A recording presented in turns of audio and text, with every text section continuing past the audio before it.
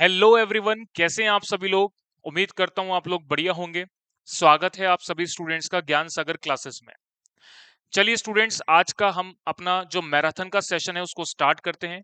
और आज के सेशन में हम लोग कवर करने वाले हैं अपना फाइनेंशियल मैनेजमेंट का टॉपिक, फंड फ्लो स्टेटमेंट। चलिए बेटा, आज के सेशन की शुरुआत करते हैं फंड फ्लो स्टेटमेंट का चैप्टर, जिसके अंदर मैं आपको सभी प्रकार के जो कॉन्सेप्ट हैं इसके अंदर वो आपको मैं समझाऊंगा। साथ में एक प्रैक्टिकल क्वेश्चन भी हम लोग करके देखेंगे, जिससे आपके इस कॉन्सेप्ट को लेकर के अंडरस्टैंडिंग और जो भी आपका प्रैक्टिकल है वो आपका कवर यहाँ पर मैं करवाऊंगा। चलिए, इस फंड फ्लो स्टेटमेंट की शुरुआत करने से पहले मैं आपको पहले कुछ थोड़ी सी बातें मैं बता देता हूं जो आपको जानना बहुत जरूरी है। देखिए बेटा, ये जो चैप्टर जिस सेक्शन में कवर होता है उस सेक्शन के अंदर आपके बेसिकली 3 चैप्टर आते हैं। कौन-कौन से हैं? रेशियो एनालिसिस का, कैश फ्लो स्टेटमेंट का एंड फंड फ्लो स्टेटमेंट का। एग्जाम के पॉइंट ऑफ व्यू से अगर मैं बात करूं तो रेशियो एनालिसिस का चैप्टर आपका जो है कंफर्म एग्जाम में देखने को मिलता है। इसके अलावा एक कोई ना कोई क्वेश्चन या तो कैश फ्लो स्टेटमेंट से देखने को मिलेगा या आपको फंड फ्लो स्टेटमेंट से देखने को मिलेगा। तो फंड फ्लो स्टेटमेंट और कैश फ्लो स्टेटमेंट में से एक क्वेश्चन आपको एग्जाम में जरूर से देखने को मिलता है। अब देखिएगा, फंड फ्लो स्टेटमेंट और कैश फ्लो स्टेटमेंट की अगर मैं बात करता हूं तो लगभग लगभग ये सिमिलर है, बस थोड़ा सा डिफरेंस है, जिसकी वजह से दोनों चैप्टर को अलग अलग बनाया गया है।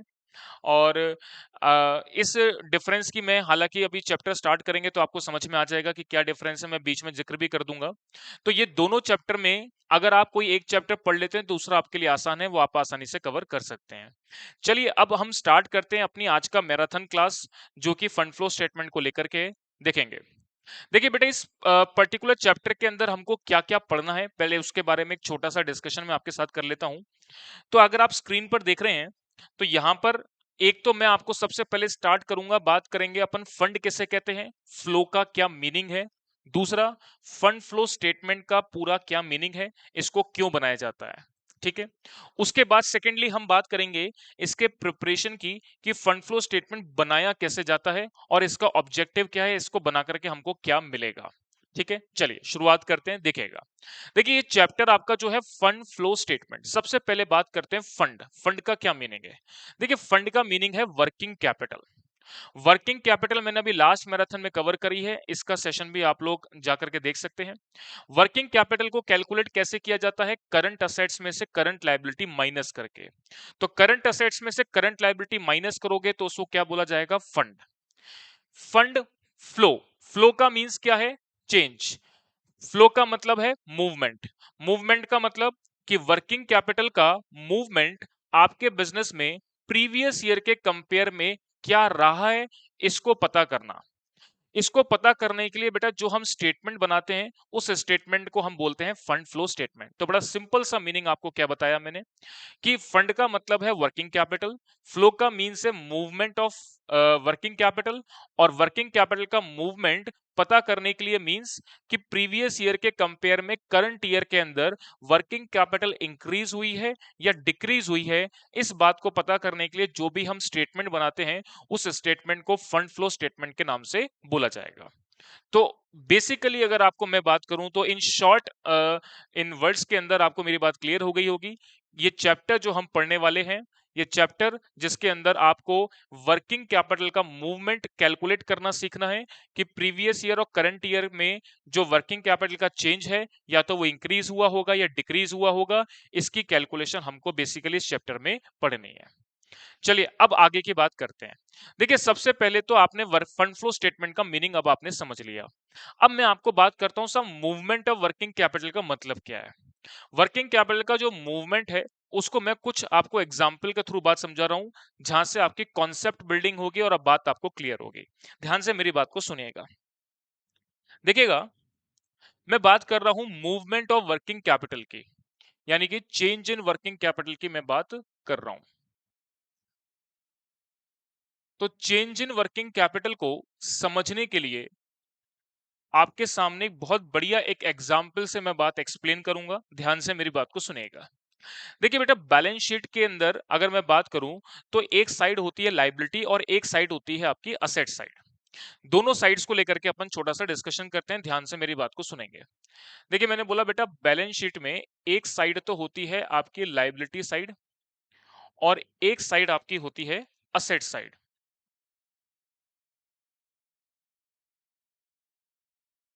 लाइबिलिटी साइड मैंने कुछ आइटम आपके सामने लिखे। एक तो मैंने बोला, एक तो होती है नॉन करंट लाइबिलिटी, मींस एक तरीके से आप इसको बोल सकते हैं लॉन्ग टर्म लाइबिलिटी, और एक होती है करंट लाइबिलिटी, करंट लाइबिलिटी। इसी प्रकार अगर मैं असेट साइड बात करूं तो एक होते हैं नॉन करंट असेट्स, जिनको आप फिक्स असेट्स भी बोल सकते हैं, और एक होते हैं करंट असेट्स।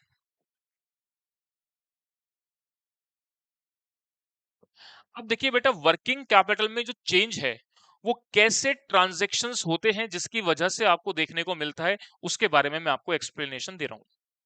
देखिए बेटा, मैंने बात करी अगर नॉन करंट लायबिलिटी और करंट असेट्स में कोई भी ट्रांजैक्शन होता है तो इसकी वजह से आपका कोई भी वर्किंग कैपिटल में चेंज नहीं आएगा।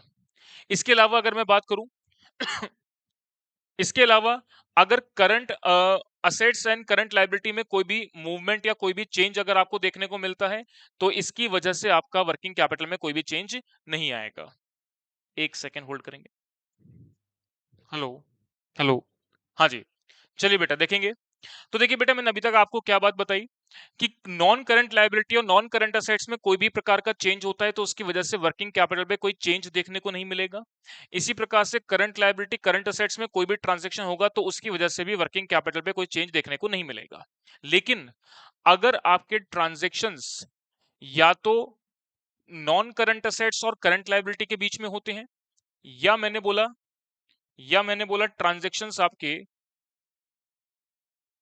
नॉन करंट लायबिलिटी और करंट असेट्स के बीच में होते हैं, या मैंने बोला ट्रांजैक्शंस आपके जो हैं वो नॉन करंट लायबिलिटी और करंट लायबिलिटी के बीच में होते हैं, या मैंने बोला आपके ट्रांजैक्शंस नॉन करंट असेट्स या करंट असेट्स के बीच में होते हैं, तो आपको वर्किंग कैपिटल में चेंज देखने को मिलेगा।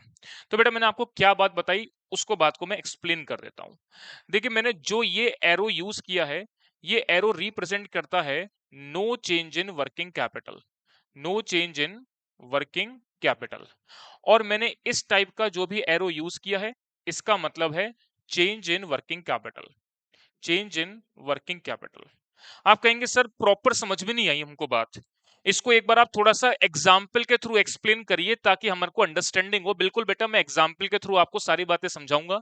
एक बार आपको एक डायग्राम बताना जरूरी था कि चेंज जो भी होगा वो कौन कौन से ट्रांजेक्शन्स के बीच में देखा जाएगा और कौन कौन से ट्रांजेक्शन के बीच में चेंज नहीं देखा जाएगा। चलिए बेटा, मैं इस बात को एग्जाम्पल से आपको एक्सप्लेन करता हूं, बहुत ध्यान से मेरी बात को सुनेंगे।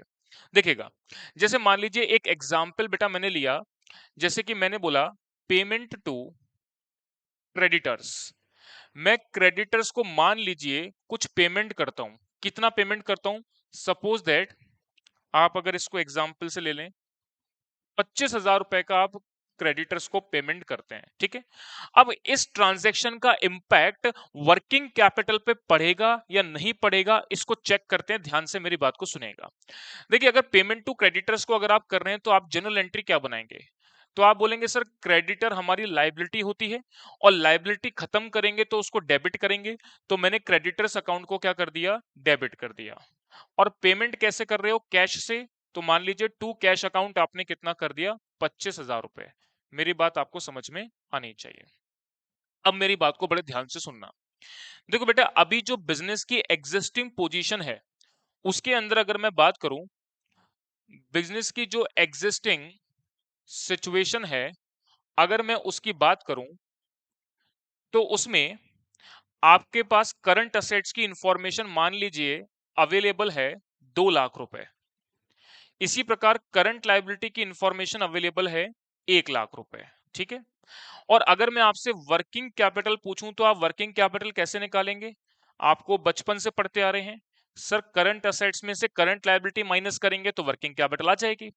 करंट असेट्स की अगर मैं बात करता हूं तो करंट असेट्स कितना है? 2 लाख रुपए का।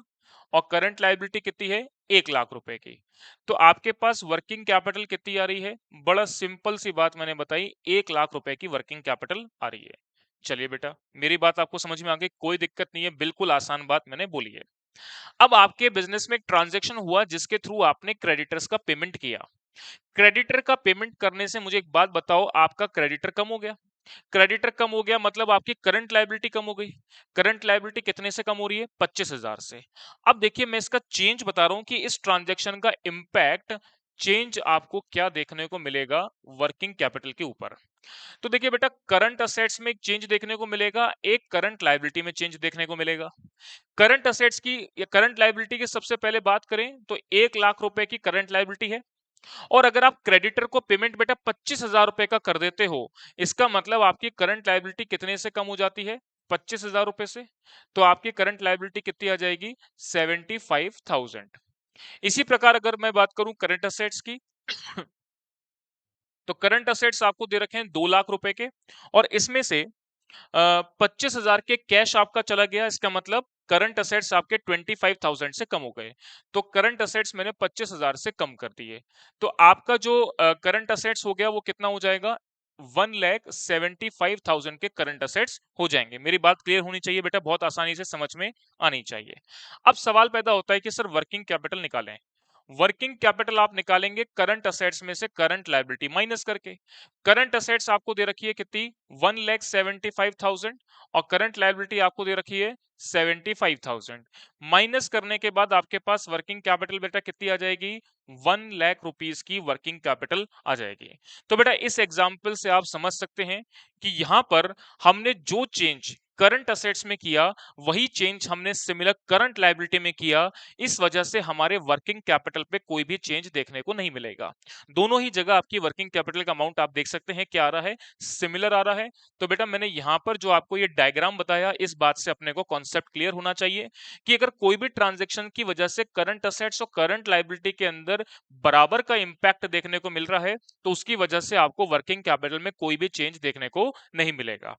इसी तरह अगर मैं बात करूं बेटा नॉन करंट लायबिलिटी और नॉन करंट असेट्स के बीच में, तो नॉन करंट लायबिलिटी और नॉन करंट असेट्स का कोई भी लेना देना वर्किंग कैपिटल से नहीं है, क्योंकि वर्किंग कैपिटल में चेंज जब ही आ सकता है जब कोई भी चेंज आपका करंट असेट्स या करंट लायबिलिटी में देखने को मिले।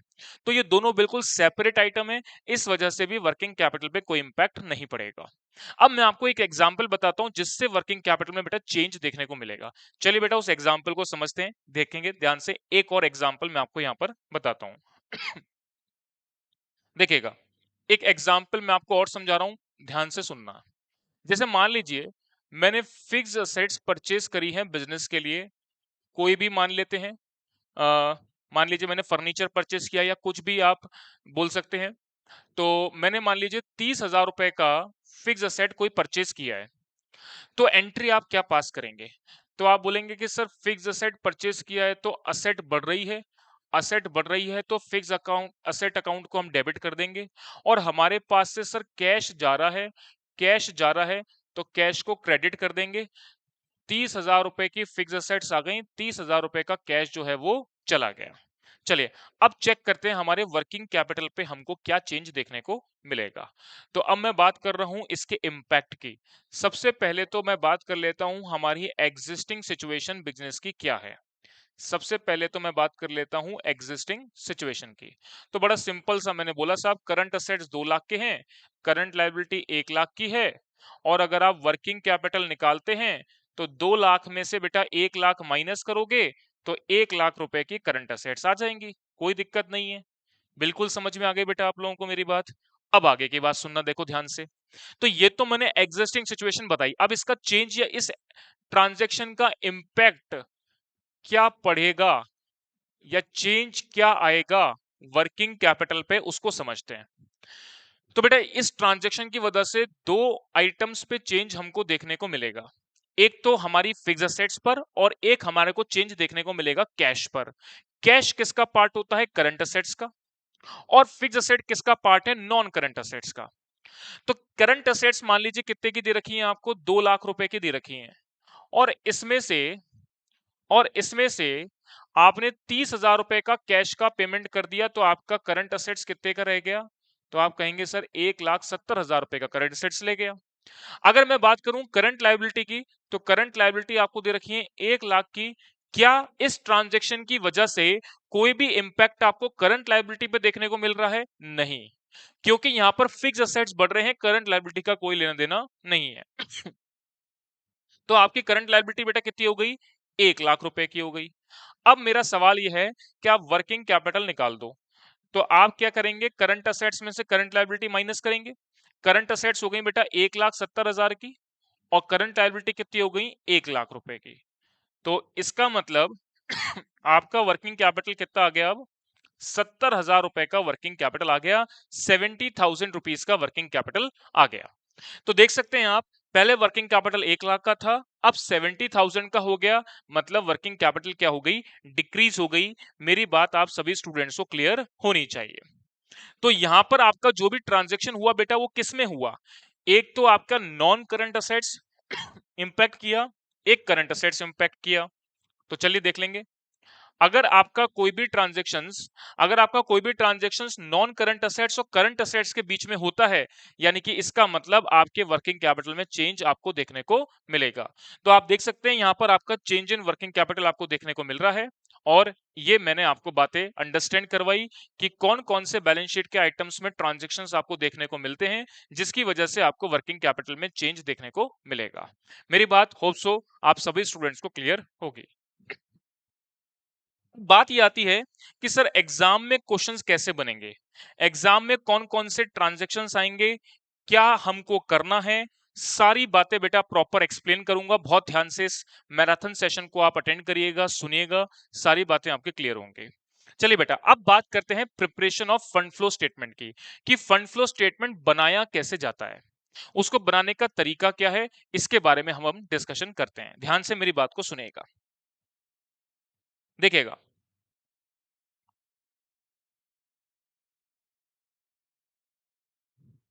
देखिए, फंड फ्लो स्टेटमेंट को बनाने के लिए यहां पर आपको दो प्रकार के स्टेटमेंट बनते हैं, जहां से आप फंड फ्लो स्टेटमेंट बनाना समझेंगे। देखो बेटा, बेसिकली मैं बात करूं तो दो स्टेटमेंट बनाए जाते हैं। दो स्टेटमेंट कौन कौन से हैं मैं बता देता हूं। एक बनता है schedule of change in working capital, एक बनता है फंड फ्लो स्टेटमेंट। दोनों ही स्टेटमेंट से आप वर्किंग कैपिटल में जो भी चेंज हो रहा है उसको आप पता कर सकते हैं। एग्जाम में दोनों ही चीजें पूछता है, schedule of change in working capital भी बनाओ, फंड फ्लो स्टेटमेंट भी बनाओ। लेकिन यहां पर आपके पास एक मौका है, किस बात का? कि आप क्रॉस वेरीफाई कर सकते हो। यानी कि जब आप schedule of change in working capital बनाओगे तो यहां से भी आपको वर्किंग कैपिटल के बीच में चेंज पता चलेगा, और एक आप फंड फ्लो स्टेटमेंट बनाओगे वहां से भी वर्किंग कैपिटल का चेंज पता चलेगा। दोनों का चेंज वर्किंग कैपिटल में क्या आना चाहिए? बराबर आना चाहिए। अब आगे की बात सुनिएगा मेरी। अब देखिए, ये दोनों ही स्टेटमेंट जब एग्जाम में पूछे जाते हैं तो कितना आसान काम है कि schedule of change in working capital बनाना बेटा बिल्कुल आसान है। यानी schedule of change in working capital बनाने के लिए सबसे पहले मैं इसी के बारे में बात करता हूं। केवल आपको क्या करना है? बैलेंस शीट के करंट असेट्स और करंट लायबिलिटी को ध्यान में रखना है, इसके अलावा कुछ नहीं देखना। देखो, बड़ा सिंपल सी बात आपको मैं बताता हूं, दो बातें मैं बोल रहा हूं, बड़े ध्यान से सुनना है आपको। कि अगर आपको वर्किंग कैपिटल में चेंज देखना है तो दो तरीके हैं, दो रास्ते हैं चेंज को पता करने के। एक तो है डायरेक्ट रास्ता। डायरेक्ट रास्ता क्या है? कि करंट असेट्स देखो, उसमें से करंट लायबिलिटी माइनस करो, वर्किंग कैपिटल पता लग जाएगी। प्रीवियस ईयर की पता लग जाएगी, करंट ईयर की पता लग जाएगी। दोनों के बीच का डिफरेंस देख लो, आपको चेंज पता लग जाएगा कि इंक्रीज हुआ कि डिक्रीज हुआ। ये तो हो गया डायरेक्ट रास्ता। डायरेक्ट रास्ता जिसके अंदर आपको करंट असेट करंट लायबिलिटी देखी, डिफरेंस चेक किया, और प्रीवियस और करंट ईयर में दोनों के बीच में डिफरेंस देखा और आपने डायरेक्टली आंसर निकाल लिया। बिल्कुल आसान बात है। अब आगे की बात सुनना है। एक रास्ता तो ये हो गया डायरेक्ट। अब बात करते हैं इनडायरेक्ट रास्ते की। यानी करंट असेट करंट लायबिलिटी को छोड़ करके बाकी बिजनेस की जितनी भी ऑपरेटिंग एक्टिविटीज होती हैं, उस ऑपरेटिंग एक्टिविटीज को ध्यान में रखते हुए जब आप वर्किंग कैपिटल का चेंज निकालते हैं तो उसकी कैलकुलेशन के लिए आप बनाते हैं फंड फ्लो स्टेटमेंट। तो अगर मैं बड़ी सिंपल सी बात आपके सामने अगर इस तरीके से रखूं कि आपको वर्किंग कैपिटल में क्या पता करना है बेटा? वर्किंग कैपिटल में आपको चेंज पता करना है। तो इस चेंज को पता करने के मैंने दो प्रोसेस बताए आपको, दो मेथड बताए, दो तरीके बताए। एक तो आपको क्या बनाना है? एक आपको बनाना है schedule of change in schedule of change in working capital. एक तो बेटा आपको ये बनाना है, ठीक है। दूसरा मैंने बोला, दूसरा बेटा आपको बनाना है fund flow statement. Generally exam में दोनों ही चीजें बनाने को पूछी जाती हैं और दोनों ही चीजों को बना करके आपका आंसर सिमिलर ही आता है, तो क्रॉस वेरिफिकेशन बड़ा आसान है। सवाल पैदा होता है साहब schedule of change in working capital, बिल्कुल आसान है बेटा, इसको मैं बोलता हूं डायरेक्ट मेथड, इसको मैं बोलता हूं डायरेक्ट मेथड। ठीक है, डायरेक्टली आपको करना क्या है, इसमें कुछ नहीं करना। इसमें directly current asset current liability को आइडेंटिफाइड करना है, उसके बीच में आपको डिफरेंस निकालना है और प्रीवियस ईयर और करंट ईयर के बीच में चेंज देख लो कितना हुआ। भाई करंट ईयर का 1 लाख का आया, प्रीवियस ईयर का 70,000 का था, तो मतलब 30,000 का वर्किंग कैपिटल इंक्रीज हो गया। ये तो हो गया डायरेक्ट, जब आपने करंट असेट करंट लायबिलिटी देखी है। अब मैं बोल रहा हूं दूसरा फंड फ्लो स्टेटमेंट बनाना, जिसको मैं इनडायरेक्ट मेथड बोलता हूं, जिसको मैं क्या बोलता हूं, इनडायरेक्ट मेथड। इनडायरेक्ट मेथड का मतलब क्या है? इनडायरेक्ट मेथड का मतलब करंट असेट करंट लायबिलिटी को छोड़ करके बाकी बिजनेस के जितनी भी ऑपरेटिंग एक्टिविटीज हैं, उन ऑपरेटिंग एक्टिविटीज को ध्यान में रखते हुए आपको वर्किंग कैपिटल के बीच में चेंज देखना है। चलिए बेटा अब आगे बढ़ेंगे, देखिएगा। तो मैंने आपको बताया कि साहब schedule of change in working capital जो है वो डायरेक्ट मेथड है, जिसमें सीधे आप करंट असेट्स करंट लायबिलिटी के बीच में चेंज देखेंगे और प्रीवियस ईयर और करंट ईयर में आप देख लो कि कितना चेंज आया है, उस चेंज को आप वर्किंग कैपिटल में इंक्रीमेंट या डिक्रीमेंट के रूप में बता देंगे। फंड फ्लो स्टेटमेंट जो इनडायरेक्ट मेथड मैंने आपको बताया है, इनडायरेक्ट मेथड का मतलब है कि करंट असेट करंट लायबिलिटी को छोड़ करके बाकी बिजनेस की जो भी ऑपरेटिंग एक्टिविटीज हैं, सभी एक्टिविटीज को कंसीडर करते हुए आपको जो है एक स्टेटमेंट तैयार करना है और वहां से वर्किंग कैपिटल के बीच में जो भी चेंज हुआ है वो अपने को पता करना है। चलिए बेटा अब आगे की बात सुनते हैं। देखिएगा, अब मैं बात कर रहा हूं कि सब वर्किंग कैपिटल में जो चेंज है, वो पहला डायरेक्ट मेथड मेथड जो है schedule of change in working capital का, उसको हम कैसे बनाएंगे। तो समझेंगे यहां पर, देखिए आपको क्या करना है, जो भी करंट असेट्स की इंफॉर्मेशन अवेलेबल है प्रीवियस ईयर और करंट ईयर को लेकर के, उसमें आपको यह देखना है कि change current asset current liability में कितना आ रहा है। अब अगर मैं बात करूं बड़ी सिंपल सी बात, कि 2 लाख रुपए की करंट असेट्स है, 1 लाख रुपए की करंट लायबिलिटी है, तो इसका मतलब वर्किंग कैपिटल कितनी की हो गई, 1 लाख रुपए की हो गई। अगर आप करंट असेट्स बढ़ाओगे तो वर्किंग कैपिटल में क्या चेंज आएगा, तो आप बोलेंगे सर वो भी बढ़ जाएगी। तो यहां पर करंट असेट का जो इंपैक्ट है वर्किंग कैपिटल पर, वो क्या देखने को मिलता है, डायरेक्ट रिलेशनशिप या डायरेक्ट आपको चेंज देखने को मिलता है। तो मैंने क्या बात बोली, अगर आप करंट असेट्स को इंक्रीज करते हैं तो वर्किंग कैपिटल क्या होगी, इंक्रीज होगी। अगर आप करंट असेट्स को डिक्रीज करते हैं तो वर्किंग कैपिटल भी क्या होगी, डिक्रीज होगी। बड़ी सिंपल सी बात मैंने यहां पर बोली है। इसी प्रकार अगर मैं बात करूं करंट लायबिलिटी की, तो करंट लायबिलिटी में अगर आपको इंक्रीमेंट देखने को मिलता है तो इसकी वजह से वर्किंग कैपिटल डिक्रीज होगी, और करंट लायबिलिटी अगर आपकी डिक्रीज होती है तो इस वजह से वर्किंग कैपिटल क्या होगी, इंक्रीज होगी। मींस करंट असेट से आपका जो रिलेशन है वर्किंग कैपिटल का, वो डायरेक्ट रिलेशन है, और करंट लायबिलिटी से जो आपका रिलेशन है वो कैसा है, इनडायरेक्ट मेथड चेंज है। अभी अपन एक प्रैक्टिकल क्वेश्चन करेंगे, पूरा एक बड़ा क्वेश्चन करेंगे, जिसके अंदर हम लोग schedule of change in working capital भी बनाएंगे और फंड फ्लो स्टेटमेंट भी बनाएंगे। तो चलिए पहले तो मैं आपको कुछ बेसिक बेसिक बातें बता देता हूं, बिल्कुल आसान सी हैं ये बातें, आपको समझ में आ गई होंगी। तो ये आप schedule of change in working capital बना करके डायरेक्टली आप निकाल लेंगे कि साहब वर्किंग कैपिटल में कितना चेंज आया है। इसके बाद मैं आगे की बात करता हूं। इसके बाद देखिएगा, दूसरा स्टेटमेंट मैंने आपको जो बोला इनडायरेक्ट मेथड है आपका फंड फ्लो स्टेटमेंट का। दूसरा आपका जो मेथड है इनडायरेक्ट मेथड, जिसको मैं नाम दे रहा हूं, वो है फंड फ्लो स्टेटमेंट बनाना। अब ये पूरा एक स्टेटमेंट आपका कैसे बनता है, इस का सारा डिस्क्रिप्शन जो है वो आपको मैं क्वेश्चन की हेल्प से समझाऊंगा। ठीक है। इसके अलावा आप इस स्टेटमेंट को पहले एक बार देख लें, समझ लें, फिर अपन उसको क्वेश्चन को थ्रू उसको अंडरस्टैंड करने का प्रयास करेंगे। देखिए फंड फ्लो स्टेटमेंट जो है वो इनडायरेक्ट मेथड मैंने इसलिए बोला है क्योंकि करंट असेट करंट लायबिलिटी को छोड़ करके बाकी अदर आइटम्स आपको देखने हैं, बाकी बिजनेस की अदर ऑपरेटिंग एक्टिविटीज को कंसीडर करना है। तो चलिए फंड फ्लो स्टेटमेंट में किस तरीके से बनाया जाता है, पहले इसके परफॉर्मर को एनालिसिस कर लेते हैं। देखिए जब आप फंड फ्लो स्टेटमेंट बनाएंगे तो यहां पर आप दो कॉलम बनाएंगे, एक होगा सोर्स ऑफ फंड का और एक होगा एप्लीकेशन ऑफ फंड का। सोर्स ऑफ फंड का मतलब बिजनेस के ऐसे कौन कौन से सोर्सेस हैं जिससे बिजनेस में पैसा आता है, और एप्लीकेशन का मतलब ऐसे कौन कौन से सोर्सेस हैं जहां पर पैसा अप्लाइड होता है, बिजनेस में पैसा यूज किया जाता है। तो सोर्सेस की बात करते हैं, सबसे पहले कहां कहां से बिजनेस में से पैसा आता है। सबसे पहला है फंड फ्रॉम बिजनेस के ऑपरेशन। देखो बेटा, ये फंड फ्रॉम बिजनेस ऑपरेशन जो है, ये कैलकुलेट करना एक टेक्निकल पार्ट है, जिसको हम एडजस्टेड पीएनएल अकाउंट बना करके कैलकुलेट करते हैं, जिसको अभी मैं इसके बाद ही आपको समझाने वाला हूं। तो इसकी कैलकुलेशन अभी थोड़ी देर वेट करेंगे, उसके बाद आपको समझ में आ जाएगी। इसके अलावा देखो, शेयर्स को इशू करने से बिजनेस में पैसा आता है। सोर्स का मतलब बिजनेस में पैसा आ रहा है, कहां कहां से आ रहा है इसको आइडेंटिफाइड करो बस आप। इशू ऑफ डिबेंचर, डिबेंचर को इशू करने से पैसा आता है। कोई भी प्रकार का इन्वेस्टमेंट या असेट्स को बेचने से पैसा आता है। कोई भी प्रकार का लोन अगर आप लेते हो तो बिजनेस में पैसा आता है। कोई भी नॉन ट्रेडिंग रिसिप्ट होती है तो बिजनेस में पैसा आता है। ये सोर्सेस हो गए जहां से बिजनेस में पैसा आ रहा है। इसके बाद मैं बात करता हूं एप्लीकेशन ऑफ फंड की। एप्लीकेशन ऑफ फंड का मतलब हो गया इस पैसे को जो आया है उसको यूज कहां कहां किया है, या अप्लाइड कहां कहां हुआ है, या बिजनेस में पैसा कहां कहां लगा है। तो देखिए, loss of fund due to operation, ये मैंने अभी आपको बताया। अगर ऑपरेटिंग एक्टिविटी से फंड आ रहा है तो यहां आएगा, अगर आपका यूज हो रहा है तो इधर आएगा। कैसे कैलकुलेशन करेंगे जस्ट अभी थोड़ी देर के बाद देखेंगे इसको।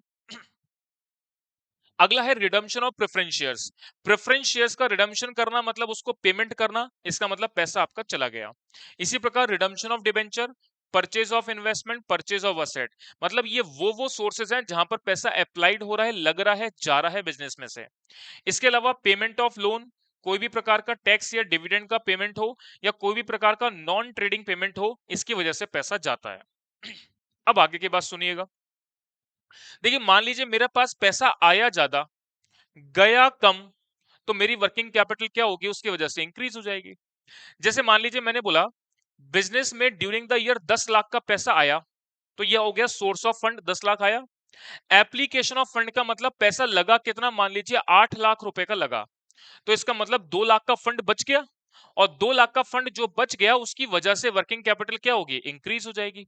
तो यहां पर जो बेटा बैलेंसिंग फिगर बचता है वो क्या कहलाता है, इंक्रीज इन वर्किंग कैपिटल। इसका जस्ट उल्टा, मान लीजिए अप्लाइड हो गया 15 लाख का, पर आया केवल 12 लाख का, तो इसका मतलब 3 लाख आपका पैसा कहीं ना कहीं से यूज किया गया है एक्स्ट्रा, तो उसकी वजह से आपकी जो वर्किंग कैपिटल होगी वो इंपैक्ट करेगी, और वर्किंग कैपिटल क्या होगी, कम हो जाएगी। तो यहां पर मैंने बोला डिक्रीज इन वर्किंग कैपिटल, मतलब आपकी वर्किंग कैपिटल कम हो जाएगी अगर आपका बैलेंसिंग फिगर इस साइड बचता है। तो बिल्कुल आसान है फंड फ्लो स्टेटमेंट बनाना, जिसमें आपको ये चेक करना है कि कौन कौन से सोर्सेस से पैसा आया और कौन कौन से सोर्सेस में अप्लाइड हो गया। बड़ी सिंपल सी बात देखो बेटा मैंने बोली। अब सवाल यहां पर पैदा होता है कि सर ये फंड फ्रॉम बिजनेस ऑपरेशन या loss of fund due to operation, ये बात आपने अभी एक्सप्लेन नहीं करी है। अब बेटा मैं इसको एक्सप्लेन कर रहा हूं, इसको अपन कैसे कैलकुलेट करेंगे। देखो बेटा, इसको कैलकुलेट करने के लिए आप एक अकाउंट बनाते हैं जिसको मैंने क्या बोला है, एडजस्टेड पीएनएल अकाउंट। क्या होता है उसके बारे में आइडिया दे रहा हूं मैं आपको, फिर इसके बाद जब हम क्वेश्चन करेंगे तब उसकी हेल्प से इसको अच्छी तरह से समझ पाएंगे। चलिए देखेंगे ध्यान से।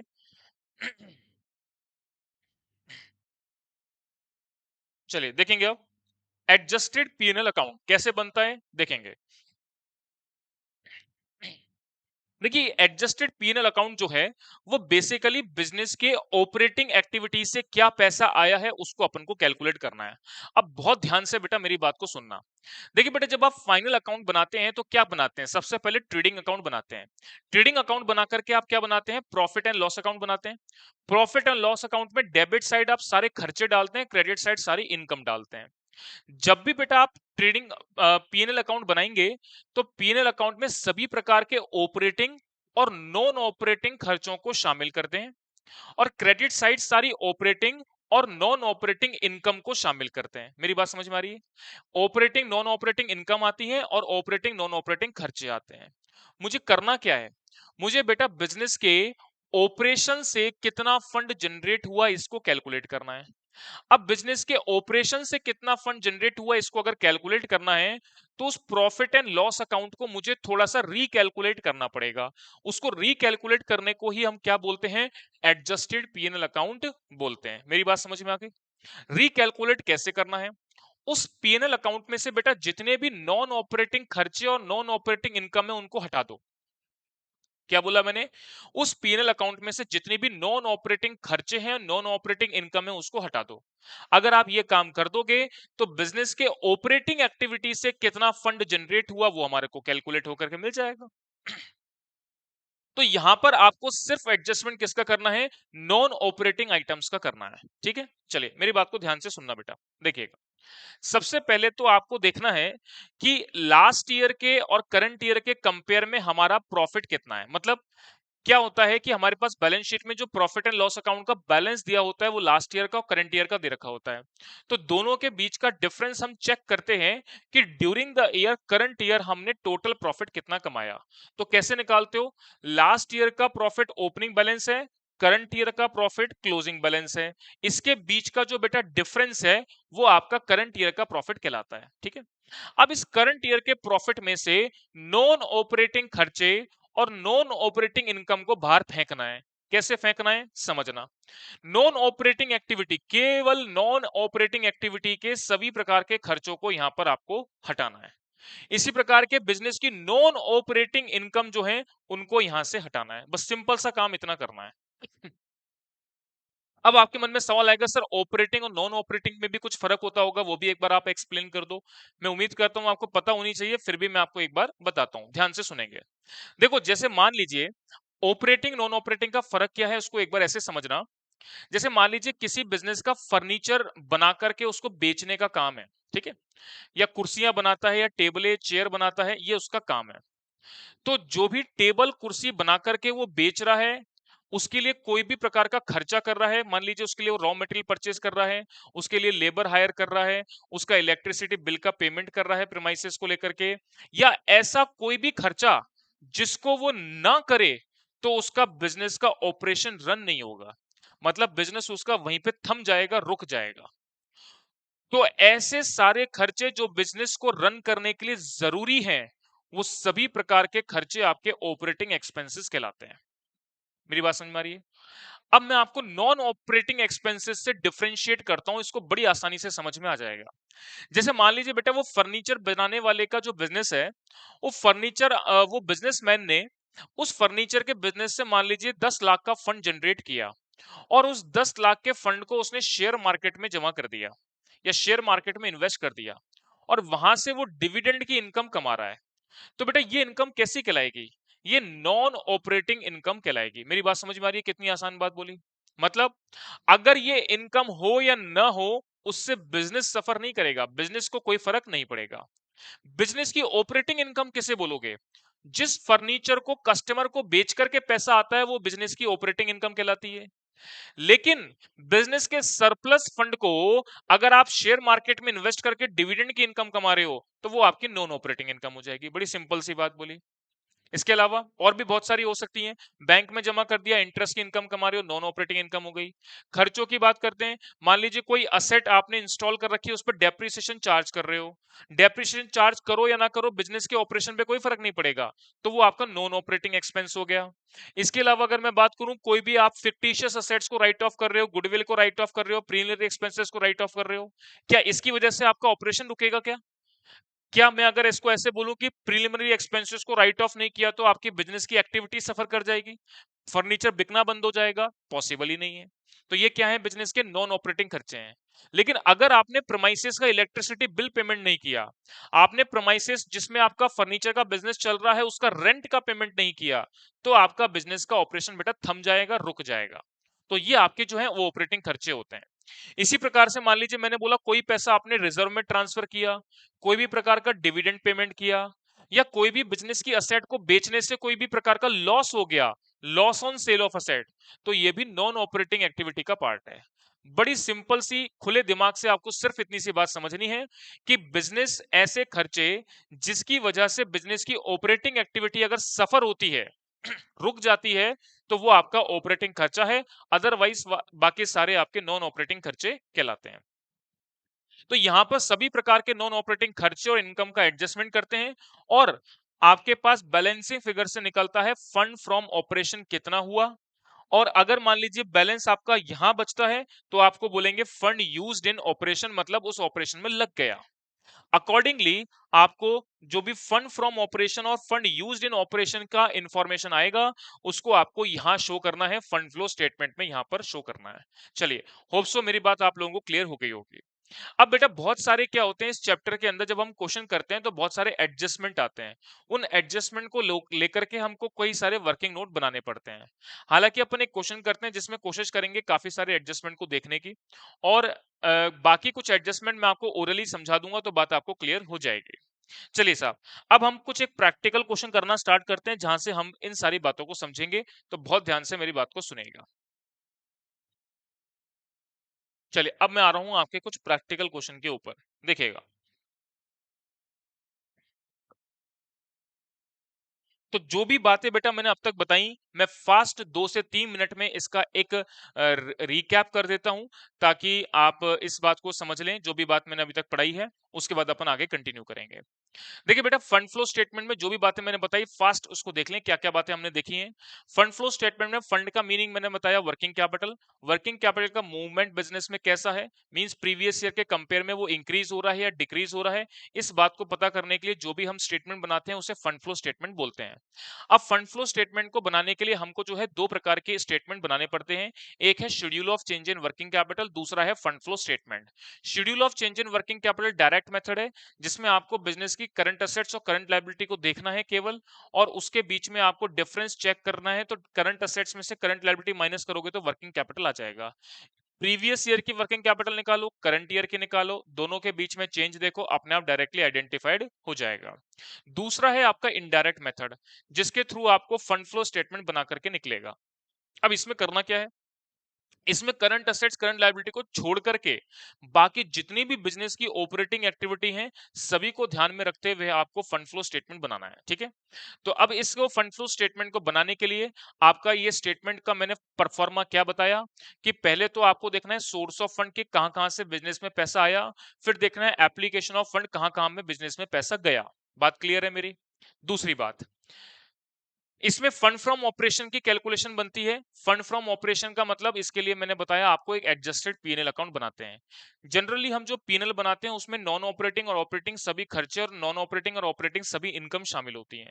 मुझे करना क्या है, करंट ईयर के प्रॉफिट में जो सभी प्रकार का एडजस्टमेंट हो रखा है उसमें से नॉन ऑपरेटिंग पार्ट को हटाना है, चाहे वो खर्चों को लेकर के बात की गई हो या इनकम को लेकर के बात की गई हो। चलिए बेटा, अब प्रैक्टिकल एग्जांपल से इन सारी बातों को अपन एक्सप्लेन करते हैं, समझते हैं, देखिए क्या बात बोल रहे हैं।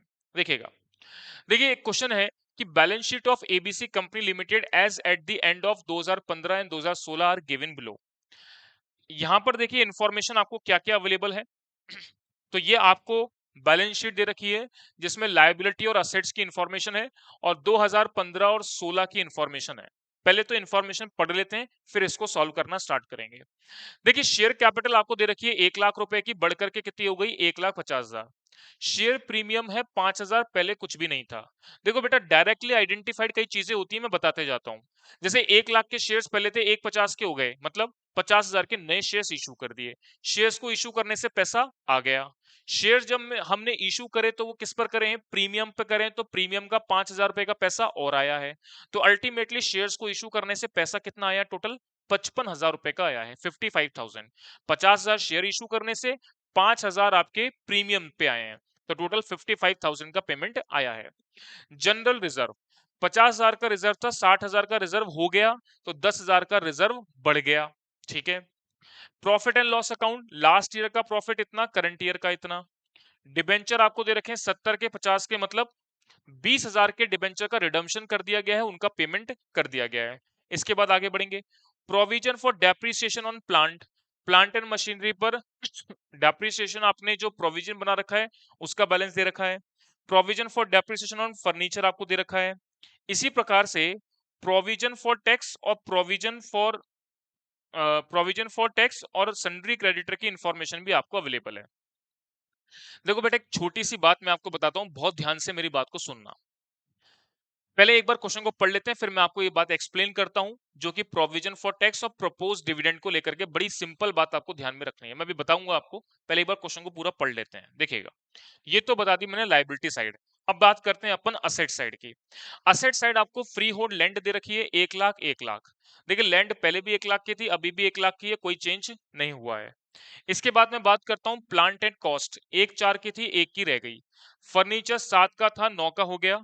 इसी प्रकार से इन्वेस्टमेंट 60 के थे, 80 के हो गए, 20,000 के नए इन्वेस्टमेंट परचेस कर लिए। डेटर, स्टॉक और कैश, ये आपका क्या हो गया, एक प्रकार का करंट असेट्स की इंफॉर्मेशन हो गई। ठीक है, चलिए अब आगे बढ़ते हैं। अब अदर एडजस्टमेंट पढ़ो, अदर एडजस्टमेंट या एडिशनल इंफॉर्मेशन क्या दे रखी है। देखो अब प्लांट परचेज फॉर ₹4,000, डेप्रीसिएशन 2,000 रुपए का लगा, was sold for cash for ₹800। क्या बात बोली गई, ऑन September 30, 2015। ध्यान से सुनना। देखो बेटा एक प्लांट था जिसकी कॉस्ट कितनी थी, 4,000 की, उस पर डेप्रीसिएशन चार्ज हो गया 2,000 का। तो इसका मतलब उस प्लांट की डब्ल्यूडीवी कितनी रह गई, तो आप बोलेंगे सर 4,000 की कॉस्ट थी, 2,000 डेप्रिसिएशन चार्ज हो गया, तो 2,000 की डब्ल्यूडीवी रह गई। अब 2,000 की डब्ल्यूडीवी वाली चीज को आप बेच कितने में रहे हो, 800 रुपए में बेच रहे हो। बेटा 2,000 की चीज को जब आप 800 रुपए में बेच रहे हो, इसका मतलब 1,200 रुपए का क्या हो रहा है, लॉस हो रहा है आपको। क्लियर है मेरी बात, आगे बढ़ते हैं। On June 30, 2015, an item of furniture was purchase for ₹2,000। एक फर्नीचर आपने परचेज किया है, ठीक है। These were the only transaction concerning fixed assets during the 2015, ये आपको दे रखे हैं। अब आगे की बात सुनिएगा। A dividend of ₹22.5% on original share was paid. You are required to prepare fund flow statement तो बनाना ही है एंड वेरीफाई करना है। मैंने आपको बताया था वेरीफाई कर सकते हैं रिजल्ट को bye preparing schedule of change in working capital. तो जनरली बेटा सवाल के अंदर वो दोनों ही चीजें पूछ लेता है, schedule of change in working capital end fund flow statement. आपके लिए बहुत आसान काम हो जाएगा, जिससे आप जो है अपने क्वेश्चन के आंसर को मैच कर सकते हैं। चलिए बेटा ये पूरा क्वेश्चन मैंने आपके सामने पढ़ा है, ये क्वेश्चन आपको समझ में आ गया होगा, आइडेंटिफाइड हो गया होगा क्या क्या इंफॉर्मेशन दे रखी है। अब मैं आपको इसको सॉल्व कराना स्टार्ट करूंगा, सारी बातें मैं बताता चलूंगा, साथ में इसके साथ जो भी वर्किंग नोट बनते हैं उसको मैं बनाता चलूंगा ताकि आपको चीजें बातें क्लियर होती रहें। अब देखिए बेटा मैंने एक बात आपको अभी बताई, उसके बारे में सुनना ध्यान से मैं क्या बात बोल रहा हूं। देखिए बेटा दो ट्रांजैक्शंस हैं, एक है प्रोविजन फॉर टैक्स को लेकर के, एक है प्रपोज डिविडेंड को लेकर के। मैं क्या बात बोल रहा हूं इसको लेकर के ध्यान से सुनना।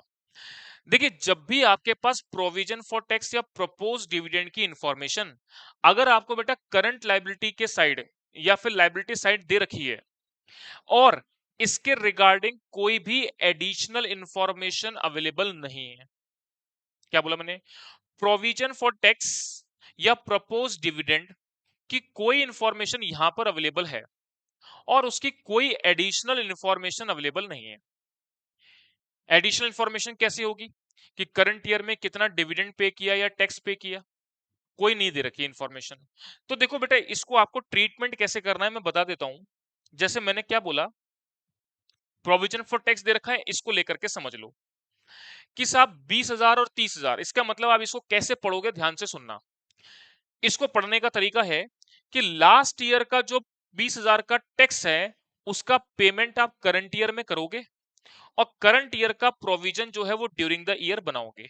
ठीक है, अब मेरी बात जो है बड़े ध्यान से क्या आपको आइडेंटिफाइड रखनी है, समझनी है, उसको आप कंसंट्रेट करो, वो मैं चंद शब्दों में बोल रहा हूं। जब भी प्रोविजन फॉर टैक्स की ओपनिंग क्लोजिंग की बैलेंस आपको अवेलेबल हो और एडिशनल इंफॉर्मेशन में कोई इंफॉर्मेशन नहीं हो, बेटा आप इसको क्या करेंगे, आपको कुछ नहीं करना, आपको सिर्फ करंट लायबिलिटी मान लेना है। इसको इसको क्या मान लेना है, करंट लायबिलिटी मान लेना है। और जब आप करंट एसेट्स करंट लायबिलिटी किसी चीज को मानते हो तो उसमें फंड फ्लो स्टेटमेंट में कोई भी ट्रीटमेंट नहीं होता, सारा ट्रीटमेंट कहां होगा, schedule of change in working capital में होगा। बट लेकिन अगर प्रोविजन फॉर टैक्स की इंफॉर्मेशन दे रखी है और एडिशनल इंफॉर्मेशन में बता रखा है कि साहब इतना टैक्स पे कर दिया, तो ऐसे केसेस में आप करंट लायबिलिटी नहीं मान सकते। ऐसे केसेस में बेटा आपको अकाउंट बनाना पड़ेगा जहां से आपको ये चेक करना पड़ेगा कि करंट ईयर कितना टैक्स का पेमेंट किया गया है और कितने का प्रोविजन हमको ड्यूरिंग द ईयर बनाना है। ठीक है, मेरी बात समझ में आ गई होगी। सपोज दैट इसी एग्जांपल में मैं आपको बात एक्सप्लेन कर देता हूं कि मैंने अभी क्या बात बोली है। जो बात मैंने आपको प्रोविजन फॉर टैक्स को लेकर के बोली है ना, वही सेम बात प्रपोज डिविडेंड के लिए एप्लीकेबल है। तो एक समझ लो, दूसरा ऑटोमेटिकली समझ में आ जाएगा। जैसे इस सवाल में बात करता हूं तो 20,000 30,000 प्रोविजन फॉर टैक्स दे रखा है, एडिशनल इंफॉर्मेशन में कुछ नहीं बोल रखा टैक्स पेड के बारे में, तो आप क्या बोलेंगे, इसको क्या एज्यूम करेंगे, करंट लायबिलिटी, कहानी खत्म। ठीक है। दूसरी बात देखें, अगर मान लीजिए टैक्स पेड की इंफॉर्मेशन दे रखी है एडिशनल इंफॉर्मेशन में, तो बेटा आपको अकाउंट बनाना पड़ेगा। क्या अकाउंट बनाना पड़ेगा, मैं बता देता हूं। आपको प्रोविजन फॉर टैक्स अकाउंट बनाना है। ठीक है, तो आप एक अकाउंट खींच लें, तो ये आ जाएगा opening balance by balance BD. Opening balance आपको दे रखा है 20,000 और क्लोजिंग बैलेंस आपको दे रखा है टू बैलेंस सीडी, कितना, 30,000। ड्यूरिंग द ईयर आपने जो भी टैक्स का पेमेंट किया होगा वो एडिशनल इंफॉर्मेशन में दे देगा। सपोज दैट मैंने बोला 5,000 का आपने टैक्स का पेमेंट करंट ईयर में किया है, तो इसका मतलब टोटल प्रोविजन आपको पीएनएल से कितना बनाना है, तो वो आपका बैलेंसिंग फिगर से निकल के आएगा बाय पीएनएल अकाउंट। तो ये अमाउंट आएगा कि total provision during the year आपको कितना बनाना है पीएनएल अकाउंट से। तो माइनस कर दो, ये आपके पास आ जाएगा बेटा 15,000 का प्रोविजन करंट ईयर का बनाना है। तो बड़ी सिंपल सी बात, आपको क्या बात समझ में आई कि लास्ट ईयर करंट ईयर का बैलेंस है, साथ में टैक्स पेड की इंफॉर्मेशन अगर सवाल में दे रखी है, तो इसका मतलब ये होता है कि आपको अकाउंट बनाना है, इसको आपको schedule of change in working capital में करंट लायबिलिटी ट्रीट नहीं करना है। और ड्यूरिंग द ईयर आपको पीएनएल से कितना चार्ज करना है, 15,000 रुपए का अमाउंट चार्ज करना है। मैं इसका लॉजिक भी आपको बात बता देता हूं, लॉजिक क्या है। देखो बेटा, लास्ट ईयर 20,000 का बैलेंस था, करंट ईयर 30,000 का बैलेंस हो गया, इसका मतलब आपका 10,000 का टैक्स जो है वो करंट ईयर में पे करना है। साथ में आपने 5,000 का और बैलेंस पे करना है, तो टोटल पीएनएल से आपको चार्ज कितना करना पड़ेगा, 15,000 का बैलेंस चार्ज करना पड़ेगा। पीएनएल से इतना अमाउंट आपको चार्ज करना है। ये अमाउंट तो आपका जो पीएनएल से चार्ज करना है वो एडजस्टेड पीएनएल में जाएगा, और ये जो अमाउंट आपको दिखाना है वो आपका एप्लीकेशन ऑफ फंड में आएगा, कहां पर, फंड फ्लो स्टेटमेंट के अंदर। बड़ी सिंपल सी बात है। अभी इस क्वेश्चन में क्या करना है उसके बारे में अपन डिस्कशन करते हैं। अभी इस क्वेश्चन में आपको कुछ नहीं करना, इस क्वेश्चन में सिर्फ इसको करंट लायबिलिटी मानना है। कैसे, अभी अपन इसको समझते हैं, देखिएगा। अभी पहले अपन इस क्वेश्चन की बात करते हैं, देखेंगे अब।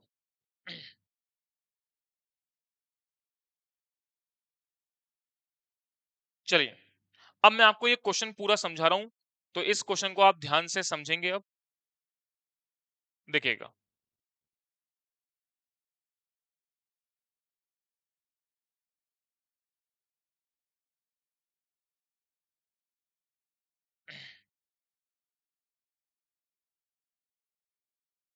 चलिए देखेंगे अब।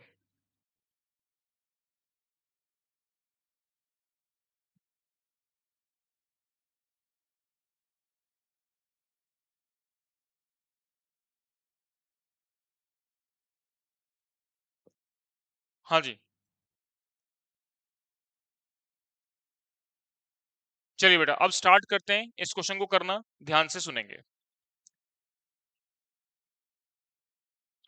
देखेंगे। ये क्वेश्चन मैं आपको एक एग्जांपल करवा रहा हूं, इसके अंदर आपको फंड फ्लो स्टेटमेंट और schedule of change in working capital दोनों बनाने हैं। सबसे पहले मैं बात करता हूं schedule of change in working capital की। तो ये तो देखो बिल्कुल आसान है। क्या बोला मैंने, schedule of change in working capital. ये आपको कैसे बनाना है, तो आप एक टेबल बना लो, particulars, previous year, current year, और यहां पर आपको चेंज कितना देखने को मिल रहा है। ठीक है,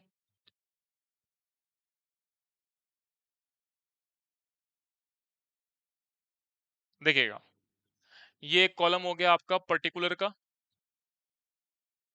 2 साल हैं आपके पास, 2015 2016। यहां पर मैं बात कर रहा हूं चेंज इन वर्किंग कैपिटल की। तो चेंज इन वर्किंग कैपिटल में या तो इंक्रीज होगा वर्किंग कैपिटल, या आपका डिक्रीज होगा वर्किंग कैपिटल। ठीक है, ये बातें मेरी क्लियर होनी चाहिए। अब आगे की बात सुनेंगे, देखिएगा। अब केवल आपको करना क्या है, schedule of change in working capital बनाते वक्त केवल आपको बेटा करंट असेट्स और करंट लायबिलिटी को देखना है और कुछ नहीं देखना। ठीक है, देखो कितना आसान है। सबसे पहले करंट असेट्स की बात करें, तो डेटर्स, स्टॉक और कैश, ये आपके पास करंट असेट्स दे रखे हैं। तो देखिए, मैंने यहां पर सबसे पहले मैंने बात करी किसकी, करंट असेट्स की। सबसे पहले मैंने बात करी करंट असेट्स। तो करंट असेट्स में एक तो है आपके पास डेटर्स, एक है स्टॉक और एक आपको दे रखा है कैश। तो देखिए डेटर्स आपको दे रखे हैं 30,000 और 70,000 के, तो मैंने यहां पर लिख दिया 30,000 और 70,000। इसी प्रकार से स्टॉक आपको दे रखा है कितना, 60 और 65 का, तो 60,000 का स्टॉक है और 65,000 का करंट ईयर में है। और 30,000 45,000 का कैश आपको दे रखा है। इसका आप टोटल कर लेंगे। हाँ जी, चलिए बेटा इसका टोटल कर लेते हैं अपन। तो ये आपके पास हो गया 30, 1,20,000, ये आपके पास आ गए total current assets, total current asset, point number A. इसी प्रकार 2016 का आप टोटल कर लेंगे 70,000, 65,000, 45,000, तो ये आपके पास आ गया 1,80,000। अब आगे की बात सुनेंगे। देखो डेटर्स 30 के थे 70 के हो गए, तो कितने के डेटर बढ़ गए, 40,000 के। तो डेटर यानी कि करंट असेट्स के बढ़ने से वर्किंग कैपिटल पे क्या इंपैक्ट आएगा, तो आप बोलेंगे सर इंक्रीज होगी, क्योंकि डायरेक्ट रिलेशन देखने को मिलता है। तो आपको यहां पर इंक्रीज वाले कॉलम में लिख देना है। इसी प्रकार से स्टॉक 60 का था 65 का हो गया, मतलब 5,000 का स्टॉक बढ़ने से आपका करंट असेट्स बढ़ेगा, करंट असेट्स बढ़ेगा तो वर्किंग कैपिटल भी इंक्रीज हो जाएगा, तो इंक्रीज वाले कॉलम में लिख दो। इसी प्रकार कैश जो है वो कितने से बढ़ गया, 15,000 से कैश बढ़ गया, तो आपकी वर्किंग कैपिटल क्या हो जाएगी, इंक्रीज हो जाएगी। क्लियर है मेरी बात, बिल्कुल आसान बात समझ में आ गई। अब आगे की बात समझते हैं, करंट लायबिलिटी कैसे निकालेंगे।